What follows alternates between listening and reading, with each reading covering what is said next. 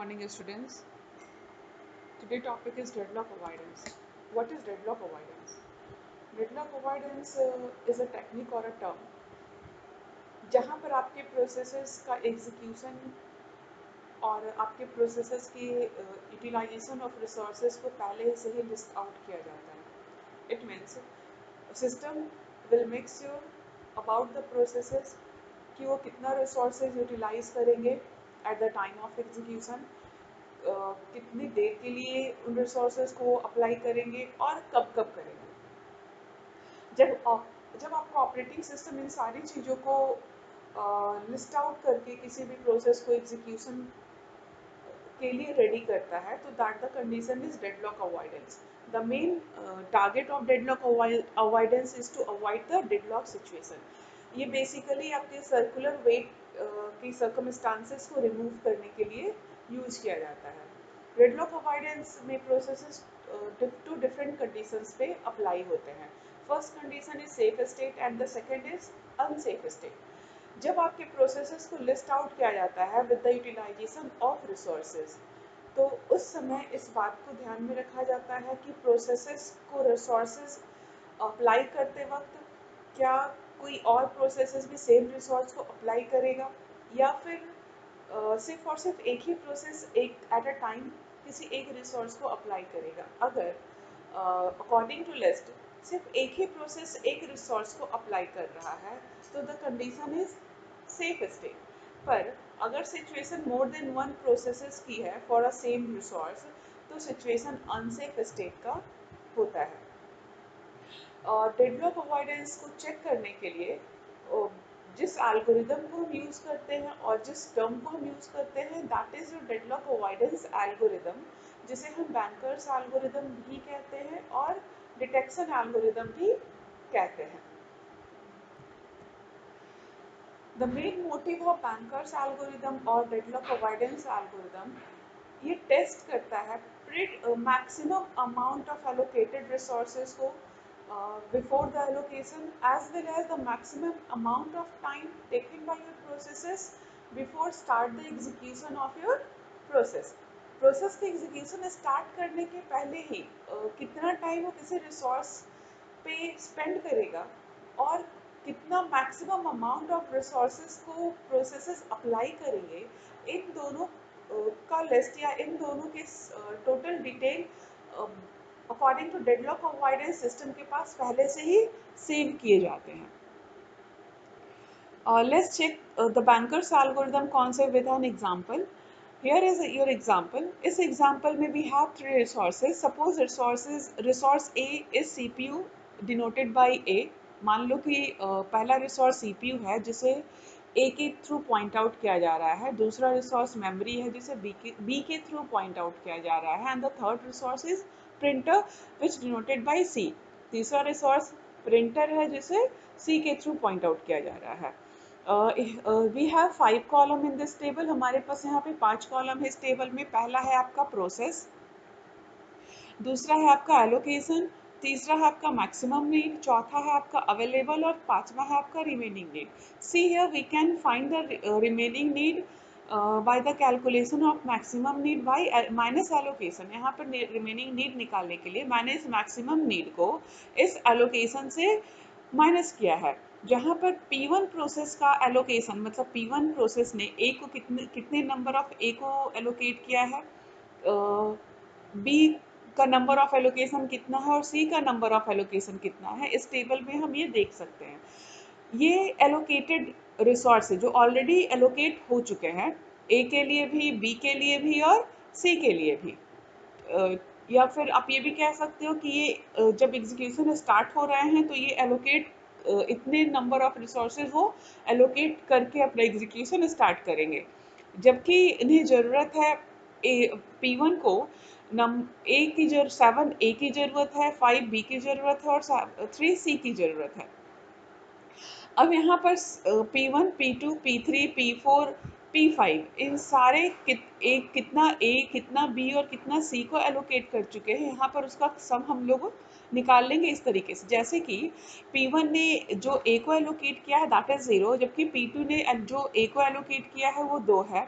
P3 का allocation for A 3, P4 allocates resource A that is 2, P5 allocate कर रहा है resource A को, वो क्या है 0। तो total number of allocation for A कितने हो गए टोटल 7, जबकि B कितने हो गए टोटल 2। आप यहाँ पे ऐड करके देख सकते हो, यहाँ पर P1 ने एलोकेट किया है और P4 ने एलोकेट किया, बाकी किसी ने भी एलोकेट नहीं किया है। तो P2 total number of allocation कितने हो गए 2, जबकि यहाँ पर नंबर ऑफ एलोकेशन मतलब कि number of resource A CPU कितना है। सपोज करो तुम्हारे पास मल्टी प्रोसेसिंग सिस्टम है, तो तुम्हारे पास सीपीयू कितना है 10, तुम्हारे पास क्या मेमोरी कितना है 5, जबकि तुम्हारे पास प्रिंटर कितना है 7। अब उसके अकॉर्डिंगली यहाँ पर 7 ऑलरेडी बिजी हो चुके हैं, 10 में से 7 बिजी हो चुके हैं, 5 में से 2 बिजी हो चुके हैं और 7 में से 5 बिजी हो चुके हैं। तो इतने नंबर ऑफ रिसोर्सेज तुम्हारे बिजी हैं, जबकि तुम्हारे पास 10, 5 और 7 के अमाउंट में रिसोर्सेज थे। पर अब इसमें से अगर इतना आप माइनस कर दोगे तो तुम्हारे पास फ्री और अवेलेबल रिसोर्सेज कितने बच जाएंगे, इतना। आप चेक कर सकते हो, 10 minus 7 that is 3, 5 minus 2 that is again 3 and 7 minus 5 that is 2। तो इतने फ्री रिसोर्सेज अभी भी आपके पास मौजूद हैं। अब रिमेनिंग नीड के लिए हमें क्या करना है, मैक्सिमम नीड को एलोकेशन से माइनस करना है। तो maximum need for a is 7। Suppose P1 को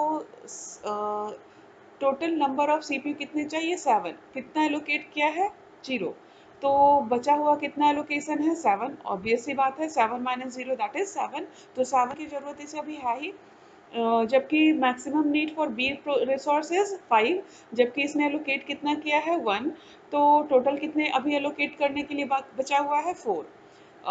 जबकि सी का मैक्सिमम नीड कितना है 3, जबकि एलोकेट किया कितना किया है एक भी नहीं, तो यहाँ पर कितना एलोकेशन बचा हुआ है, रिमेनिंग नीड कितना बचा हुआ है 3। उसी तरीके से अगर आप P2 का चेक करेंगे तो P2 में भी एक 1 इसने 1 रिमेनिंग नीड बचा हुआ है, जबकि मैक्सिमम कितने थे 3, एलोकेट कितना किया 2, तो ऑब्वियसली 1 बचा हुआ है। फिर B का मैक्सिमम नीड कितना है 2, एलोकेट कितना किया है 0, तो maximum need sorry remaining need again 2, maximum need 2 whereas allocation is 0, so the remaining need is again 2। P3 का allocation A के लिए allocation कितना है 3 CPUs को इसने allocate कर रखा है, जबकि इसकी maximum need कितनी है 9, और तो remaining need कितनी हो जाएगी 9 minus 3 that is 6। फिर allocation of B 0, maximum need भी इसका 0 है, तो इसे B की ज़रूरत ही नहीं है। The third one is C। सो सी इसे कितना चाहिए 2, और एलोकेट कितना किया हुआ है 2, तो इसे सी भी नहीं चाहिए, इसमें सी के लिए भी इसकी रिमेनिंग नीड कितनी है 0। P4 में आप चेक करिए, इसने ए को कितना सीपीयूज एलोकेट किया हुआ है 2, जबकि इसकी मैक्सिमम नीड 4 है, तो इसके पास रिमेनिंग नीड कितनी बच गई 2। अब इसकी maximum need for B resource कितने हैं 2, एलोकेट कितना किया हुआ है 1, तो रिमेनिंग नीड कितनी बच गई 1। अगेन फॉर सी एलोकेशन भी इसमें इसने 1 एलोकेट किया है, जबकि उसकी मैक्सिमम नीड कितनी है 2, so the remaining need again is 1। इसी तरीके से P5 में for allocation of A is 0, B is again 0, C is 2 whereas the maximum need is A का CPU के लिए इसे 5 चाहिए, B इट मीन्स मेमोरी के लिए इसे 3 चाहिए, और C मतलब प्रिंटर इसे कितने चाहिए 3 चाहिए, जबकि इसने CPU और मेमोरी अभी तक एक भी एलोकेट नहीं किया है।